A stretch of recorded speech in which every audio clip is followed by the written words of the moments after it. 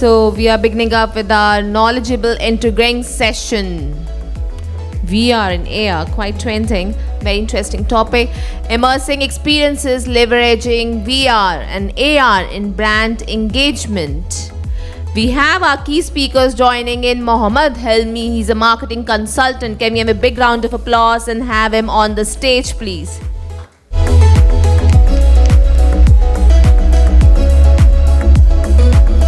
Our second speaker is Tushar, Thakker, Software Development Head with ENOC. Can we have a big round of applause and have him on board? Yes. Can we have a big round of applause, please? Our third speaker is Shrikant Lokhande. He's a tech lead with Do. So can we have a big round of applause and have him on the stage, please? And the moderator, once again, Gina Margaret. She is Chief Marketing Officer with Be Digital Creative. So can we have a big round of applause for her and have her on the stage? All right, over to you, Gina.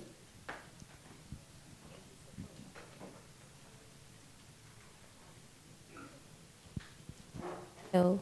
Okay, great. Thank you so much. So we have an interesting topic, leveraging VR and AR in brand engagement. I would like to hand over to you guys to just introduce yourself briefly. Thank you everyone. I'm Shrikant Lokhande. I'm working as a advanced digital technologies architect and tech lead in Do. I've been working with the immersive technologies past 16 plus years, and I happen to work on big events, like expos, FIFA events. I got a chance to work on the avatar brand experience promotions in US. Yeah, that's me. Over to you, Tushar. Good evening, everybody. My name is Tushar Thakker. I'm working as the head of software development division with ENOC, which is Dubai's oil and gas company.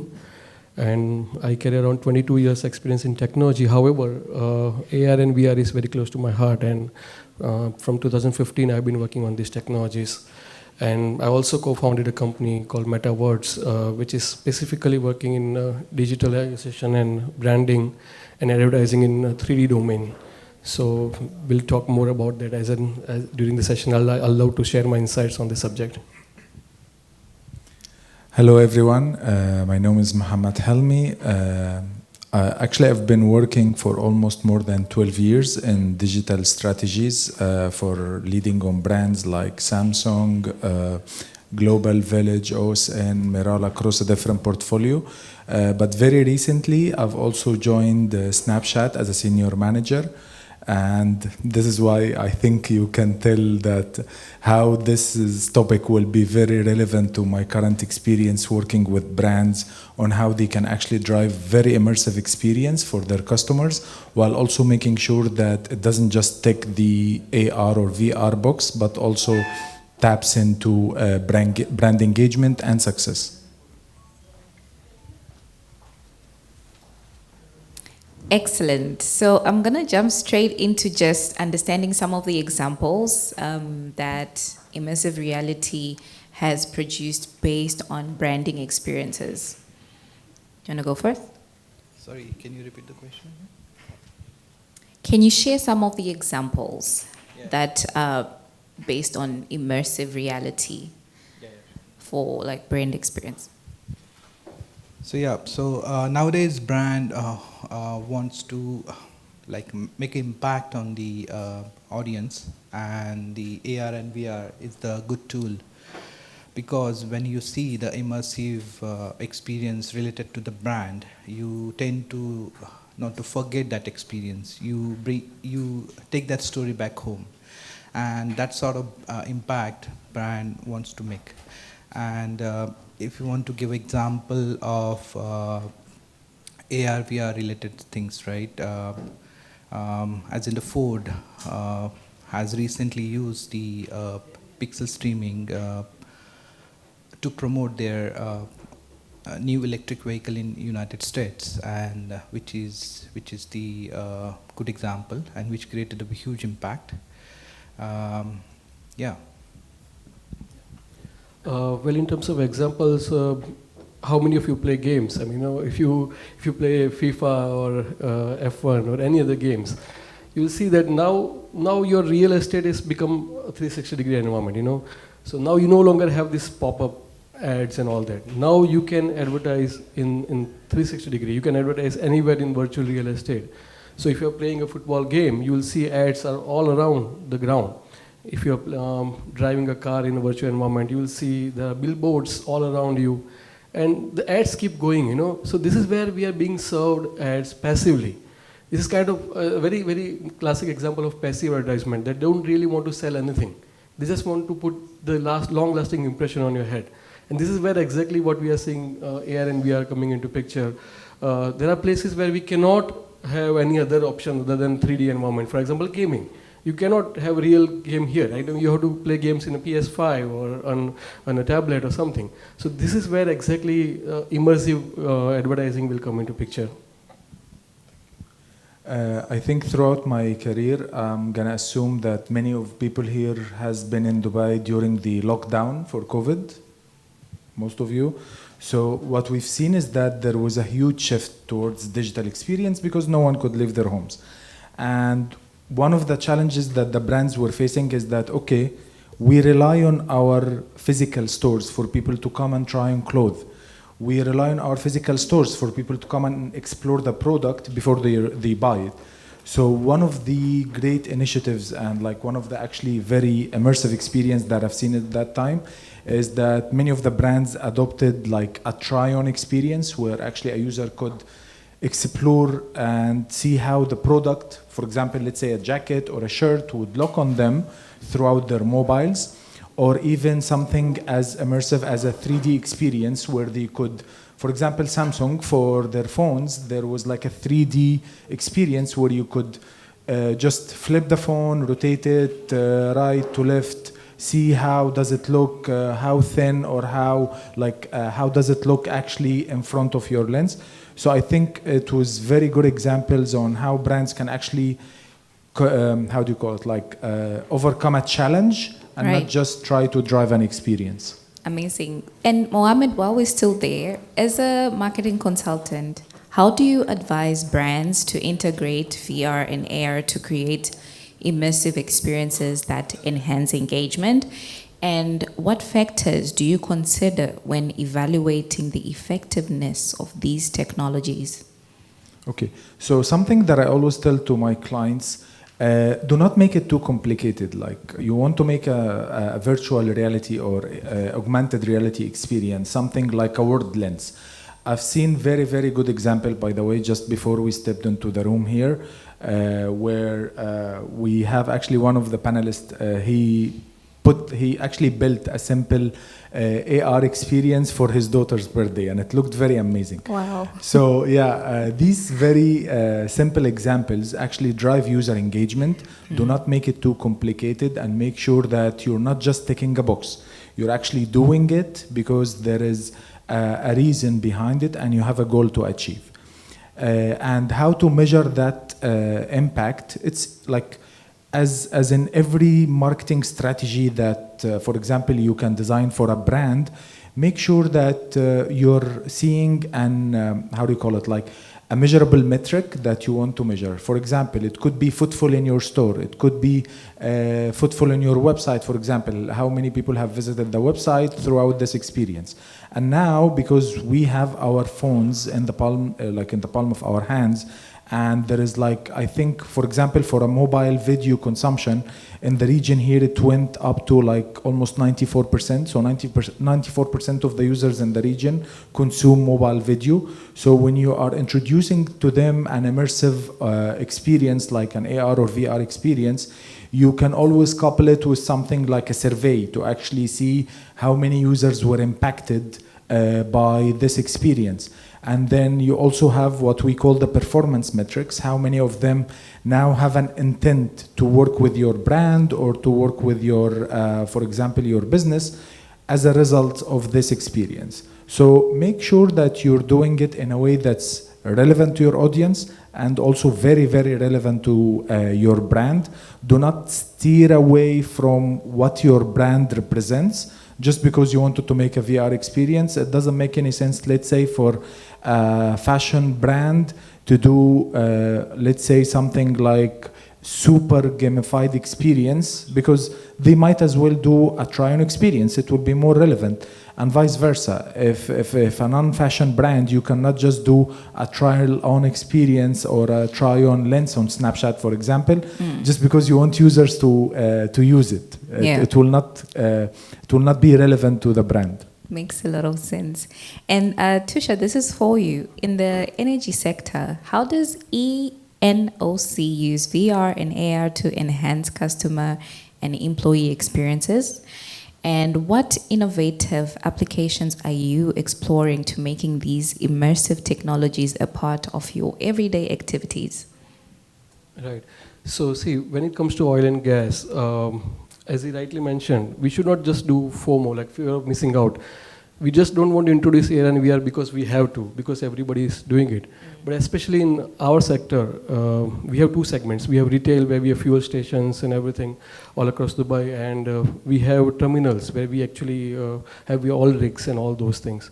Now, the kind of products that we have, they are very hazardous products, right? So giving training or doing maintenance and all those kind of things is really risky. You know, you cannot work on a large machinery in a real environment and give training to a person who is just onboarded in your organization. Right. So for us, the biggest use case is on the simulation. You know, we cannot simulate hazard, we cannot simulate negative scenarios, disaster in a real environment, a real fuel station. So if with the virtual reality, we can recreate a digital twin. Right. So this is a newly introduced concept, and especially UAE is really fast adopting this digital twin concept. So where we can actually create a simulation of our fuel station, and we can create a simulation of a fire. We can rank people on how they are really prepared for the reaction time. How do they react to the situation? So all the negative scenarios we can create in virtual environment. For example, new attendant comes. Now we have retail training which keeps going on round the clock and around 365 days a year. But they don't know what to do when this kind of message comes, what to do when this kind of situation comes. Right. So this is where we can create scenarios for them, and this exactly we can use VR and AR on that. And secondly, for the maintenance, we are using equipments from all across the globe. And we cannot always call the engineers from Europe and all those countries immediately in case of issues. So we have, we are working on tools where we can connect to experts remotely, and the experts can see what you are seeing here. An expert can guide you real time, that do this one, press this button, switch off this thing. This is how you prevent any issues with the site. So those kind of, these are some of the examples that we can implement in the energy sector. Okay, awesome. And Shrikant, how do you see AR and VR shaping the future for customer loyalty and long-term brand relationships in the next few years? Yeah, so building the customer loyalties depends on the how the impact of the brand is on the particular segment of the customers, right? So the nowadays we have tools like AI, AR, VR. We need a proper story to bring in the immersive world, and we can create that kind of impact on the customer segment which we are targeting, right? And you guys rightly said we need to create the relevant content, not just the immersive experience. Content should be relevant to the sector of the people we are targeting, considering the particular brand is, right? So those things we need to be, as in the brand needs to be take care while generating the immersive experiences. Awesome. And as much as AR and VR kind of affects the whole entire world, when it comes to just the general discussion of this field, which generations are actually leading in your demographics? Which age group, which generations do you kind of see in your analytics that are getting more involved with AR and VR? Yeah, so the generation who born in the digital era, the Gen Zs, right? Yeah. Those guys are used to with the digital tools like mobile phones. We, I've seen the first television when I was 10 years. So now the current generation works on phones, like they are 2-3 years, right? Yes. So these generations will be the people who will be using or adapting to the immersive tools like AR, VR headsets quite soon. Just to add on what Shrikant said, so there are two segments, like B2B segment and B2C segments. So when you talk about demographics, B2C is definitely millennials and Gen Z. But when it comes to B2B, we have seen during COVID times, like we built a platform for one of the large shows in UAE. I don't want to name the show, but they could not do that expo during that year, and they wanted to have a virtual exhibition. So we created a platform for them, 3D environment for them, and they had more than 500 companies participating, and of course thousands of visitors. Amazing. And it was everything, everybody could interact with each other. There was a branding all around. You could walk around, you could have a lot of analytics, especially also from training point of view. You know, Walmart in the US, they were actually one of the first adopters of virtual reality training at a larger scale. So they had like more than 15,000 Oculus devices to train the people around the clock. So most of the use cases that we have worked on are mainly on enterprise segment. So B2B and training and simulation and all those things, they are mainly on the corporate segment. Right. Maybe just, yeah, I totally agree with what Tushar and Shrikant said. And maybe I would say that as an ongoing basis, like in regular times, if there is no special execution or special event, it's usually as Tushar has, as Shrikant has mentioned, is that it is usually Gen Z, millennials. And one of the things that I think all the brands and businesses should consider is that even though they don't have the highest purchase power today, but these are the customers of the future. Mm-hmm. So the more influence that you are driving today is actually a long-term business plan for your company. Like even I still remember some TV jingles from my childhood still stuck in my head, although these brands do not even exist anymore, but I still remember them. And if I were to see it in the supermarket, I would definitely rush to buy it or like go to their stores. Right. In thinking about influence that you just mentioned, what would be the advice you'd give to like influencers or content creators? For example, where I'm coming from in South Africa, there's an event called CreatorCon, where influencers meet and there's different speakers speaking on various topics and encouraging. It's more of a community for building one another and encouraging one another. So with the use of VR and AR, what would be the advice for those individuals or even everybody that's in this room that also would want to be part of it actively? So yeah, I just have a very brief answer to this one, is that if they are able to utilize it in a very engaging way, like today, I don't know if any of you know, but actually there are, for example, on Twitch, there are dedicated channels and even on YouTube for people to watch other gamers play a game. So you're actually watching the guy playing a game and interacting with it, scoring, losing, winning, etc. So I think there is a mine of golden opportunities for content creators to be playing around with virtual and immersive experiences. And this is something that they can also, of course, monetize, because if they do it for the favor of certain brands, etc., it can be done through a collaboration. And this is where it will be like very engaging opportunity, because people also engage with what we call in marketing user-generated content. Yes. Because it's very authentic and it's very relevant to the user. You feel that it is someone just like you and me. It's not a very big celebrity. No, it's actually a normal human being that's actually doing this. So you feel, this is close to me. I can be this. Right. Yeah, and another example I could give is like, I'll just give you an example that I worked on. So we had a crypto coin in somewhere in Europe that was being launched, and they wanted to do something immersive about it. Like, no, if you just try to sell, it's just a normal advertisement, right? So they just they put some hidden coins all across the event venue, and they just ask people to download an app from a QR code. And then everybody has to just look for the coins. Okay. So once you are in the vicinity of the coin, let's say 2 meters away, then it pops up. And then you have to collect them. Okay. And then this is how, once you collect all of them, you get goodie bags and all those. And so Yes. people get engaged with your Yeah. thing. They get excited about it. It is On top of that, to sponsor that event, what we did, like, we were tied up with Starbucks and all those companies. So the coins had the logos of the companies. Okay. So you're not branding directly, just Yeah. when you're collecting a Starbucks coin, Yeah. McDonald's coin. Yeah. So we did same thing in the mall also, that, in order to collect the coin, you have to reach to the McDonald's and there the coin will appear. So this is just the kind of branding that you are doing passively. And if you have recorded this kind of videos and this kind of content, everybody will love to see that also. Even they are not part of the experience, Yes. they would love to see and they will be excited about it. Sounds so exciting. Okay, and exactly. I was about to say, like, the next time you have an event, please invite us.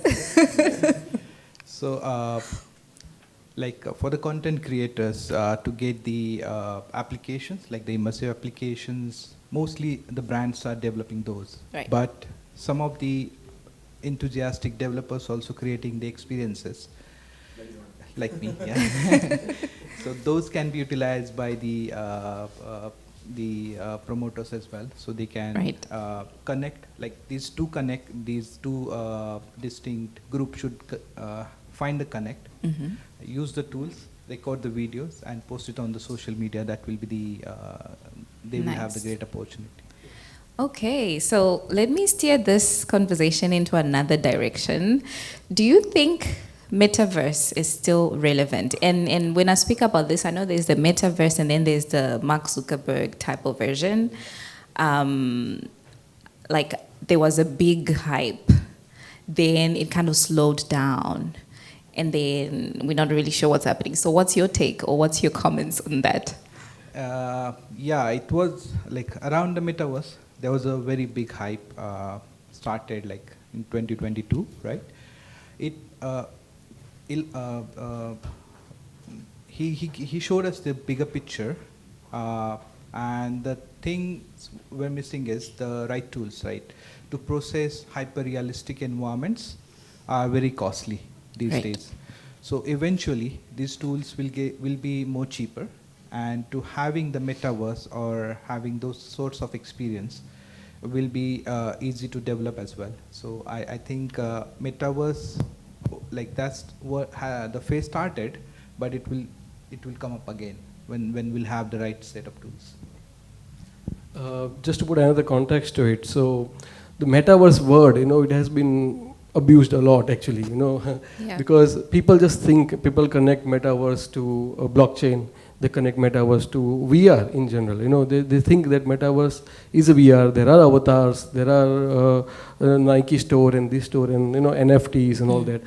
Metaverse is a theory, it's a concept. It's a place where people can interact with each other despite being not next to each other. That's it. So you can share the state of an object. If I am lifting the bottle here, and if it's visible on the other side also, and if you are able to communicate with each other, it could be in AR, it could be in VR, it could be in a 3D game.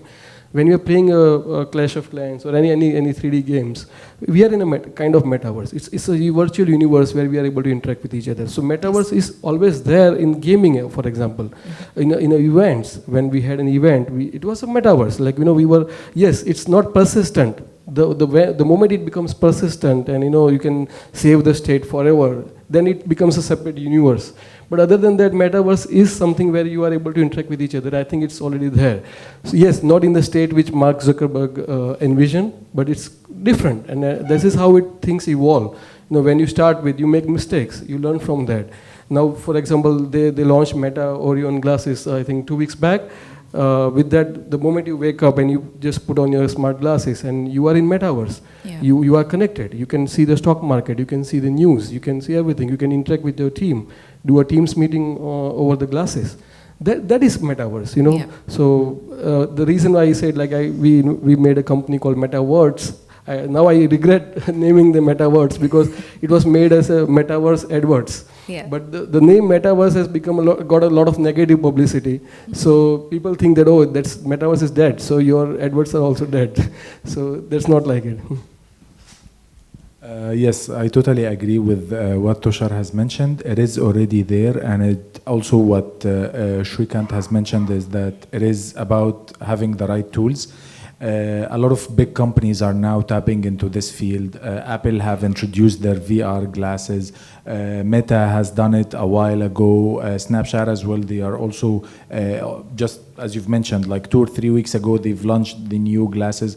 So it's just about how feasible it will be for the average user to utilize this just to win on the bigger scale, where it can be actually drive big numbers of revenue for these global companies. But until then, it is the average metaverse experience that everyone is having on their phones. Yeah. Even now, I think majority of the kids today are playing Roblox. Exactly. Yeah. I'm also on it. There you go. Yeah, my son is still 5 years, so I'm not aware about what is it exactly. Yeah. But yeah, so it is literally a virtual world where you're building everything in that screen in front of you. Yeah.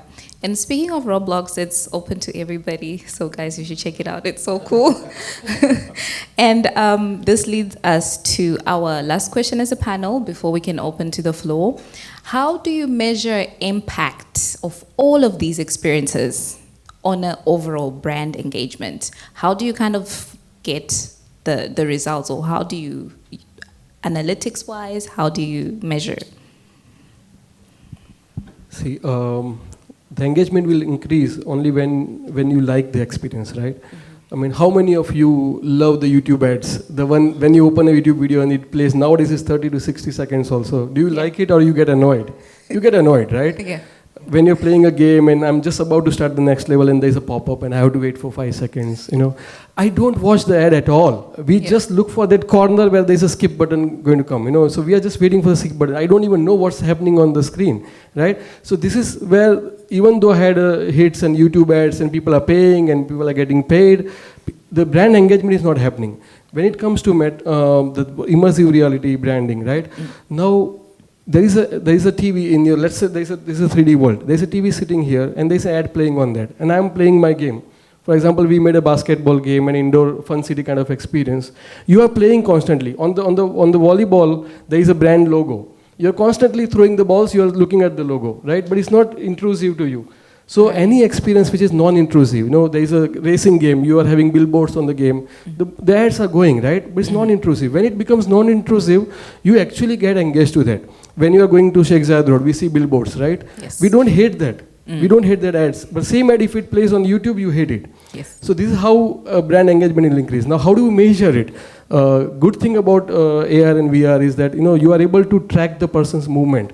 For example, 3D exhibition, right? Now, I can know this avatar is walking to which kind of companies. And I can know his interest that he's going to education companies only. So I got a lot of analytics about that person, that where all he's stepping, right? Of course, there's a consent and all that, a lot of things will come into picture. But at least we are able to know that. Now, on billboard, you cannot know how many times the people have watched this ad, right? Because there's no eyeball tracking, right? While in AR and VR, you have eyeball tracking. When you are looking at an ad, you know how many seconds I looked at that ad. So you can give back the analytics to the brands. So now brand will be more happy to connect with you. They will know exactly that in the 10 minutes of gameplay, 1 minute the ad was shown on the screen and the person has actively seen it compared to that 5 seconds in YouTube. Yes. See, so this is how the engagement increase, analytics will be more credible, because credibility also comes into picture, because I can just throw any numbers, right? So eventually there should be compliances. There are international compliances for advertising, IAB compliance. So if you are compliant to those standards, I believe there will be a lot of analytics that will come into future. Yeah. So you rightly said, Tushar, like for the digital world, they are tracking the impact in terms of the analytics, right? But in the immersive world, it will be interactions based. Whenever we interact with any virtual object, that can be counted, and that data will be captured to measure the impact of that particular experience.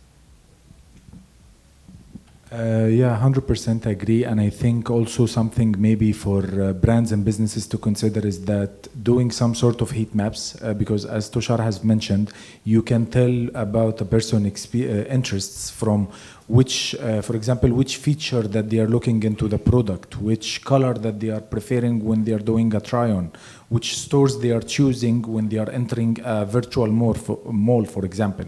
So working on these sort of heat maps and then having all these data and utilizing these insights later to actually drive your next and next and next campaign, Right. this will be a great win for any business or any brand. And last thing is to always look at big scale projects like marketing mix modeling, where you can literally enter every single point or every single touch point that you had within your marketing activation and try to correlate it scientifically with the impact that it drove on your sales, the impact that it drove on your brand sentiment, and like it's a holistic model where you can look into social listening, the buzz, the trends, and everything, and how much it was actually able to drive value to your brand and to your products. Because at the end of the day, you're doing all of these for the sake of driving revenue, Right. not just engagement. Right. I think for me, this is the future of marketing, and it's new, it's exciting, it's fun, and it kind of touches B2B, B2C, and also the new generations that are coming up, Gen Z, Gen Alpha, millennials. That's where like the most market is. So I think it's very important for every brand to incorporate this kind of strategy into their marketing. We'll open the floor to questions.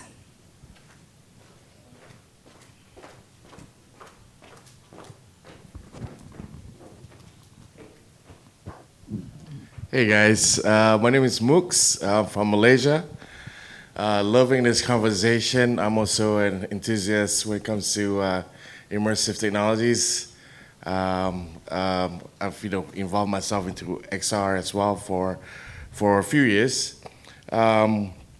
So in APAC region, I don't know. I just want to ask you guys, based on your experiences. I've dealt with a lot of different brands as well, right? FMCG to automotive to properties and so on. So the main problem, I mean, we have created these kind of experiences, great. We had created impact. We had proper analytics and whatever not, right? But the problem was always costs involved. Right, and within APAC region, there were clients who were, open to dwell into it, to kind of try it out and whatever not. And even the successful ones, it was like great, but it was very difficult for them to sustain it in terms of content-wise, right? I mean, to develop these contents evolves, it seems very, plain, simple, whatever, but it's not, right? The technical aspect of it is just crazy. But yeah, the cost factor, that's the main thing. So I don't know whether here within this area, do you guys also have the same kind of outlook when it comes to the client engagement, when does it really make sense for them as well to dwell into this? I mean, it does make sense for, like, let's say an automotive industry focusing on internal comms, or like having to train, specific things that will cut costs and whatever not. So then you can define cost saving to the development, right? Then it makes sense for them, then they will continue. But in terms of externally, to put it into advertising, branding, marketing, and so on, that's the only thing where clients just come in for a bit and then, they don't really embark again, or they will look into the next big thing, whatever it is. So it comes to metaverse. But I do agree with you. Metaverse is not what they see right now, like the world. It's with the connection of real world and the fake world, whatever it is, right? So yeah, so just want to get your thoughts about that and how the clients are evolving over here, and if the clients are spending over here, maybe it is time for me to move here. Thank you. Good to hear you're from Malaysia. I work for Malaysia Pavilion in Expo 2015. I was heading their Immersive Technology Division for Expo 2015. So yeah, so answer your question, in terms of the cost, it's high right now to develop the immersive experiences because it needs the right hardware, like the best hardware to create the hyper-realistic experience which create the impacts. And like some of the brands are developing those experiences and they're okay with the cost, but eventually the hardware we have seen it will go cheaper. And in terms of the consumers, right, whenever we have the right set of headsets with the consumers as well, the cost and the cost will come down, the experience will be better. Yeah, I hear you very well because I've been through this, and yes, everywhere discussions are amazing. Everybody loves it, yeah. And then when it comes to cost, they just say, okay, it's a good to have, but not must have, right? So yes, I mean, when it comes to enterprise use cases, where we have a very customized use case. For example, I am making a simulation for a specific factory or for a specific boiler room or any machinery. Then of course we have to create customized experiences, even surgery, all those things are very customized. And definitely in that you have to have fat pockets in order to consume those kind of products. However, when it comes to B2C, for example, real estate, okay, or it comes to hospitals, okay, now you can we created platforms for events, for example. So it's like a WordPress for virtual reality. You got it? So we can just onboard a 3D environment. Everything is in place. Animation is in place. The avatars are in place. The login mechanism is in place. The ticketing is in place. Everything is there. All you need to do is just change the 3D environment, right? And you can recreate the experience. So this is how you can develop at much lesser cost, and you can deliver at much lesser cost. Because if you custom create application for every client, it's never gonna fly, and not now, not in future. Because at the end, there will be development cost. So you do not need to redevelop.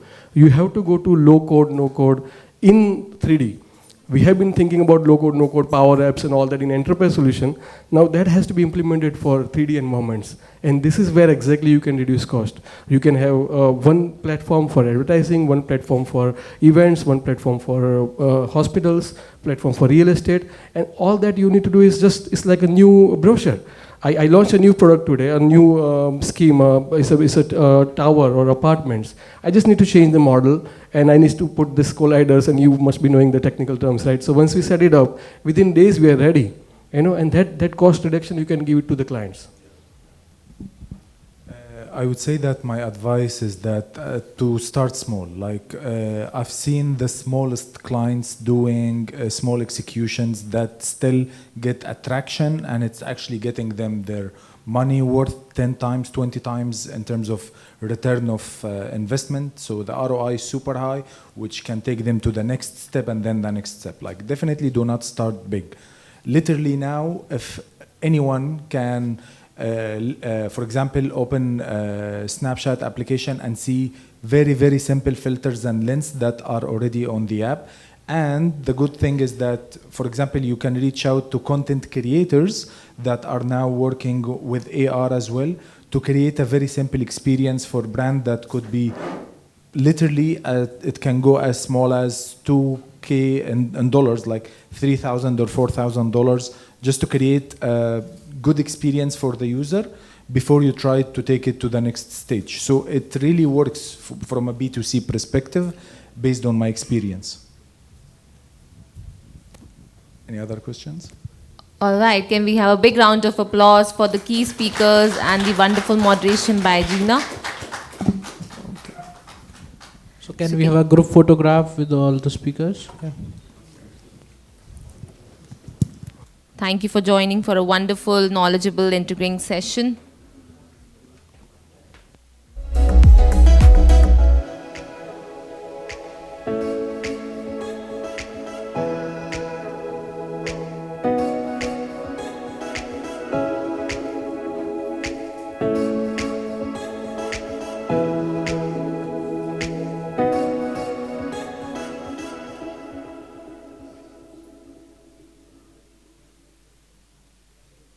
I would like to invite Mitali to present certificate of participation first to Shrikant Lokhande.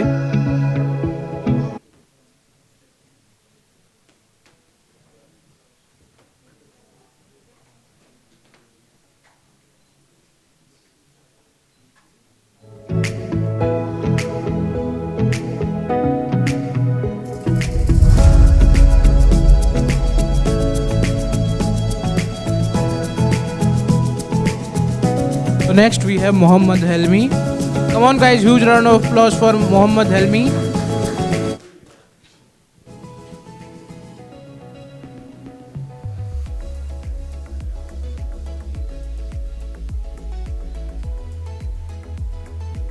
And at last we have Tushar Thakker. Can we have a big round of applause for Tushar?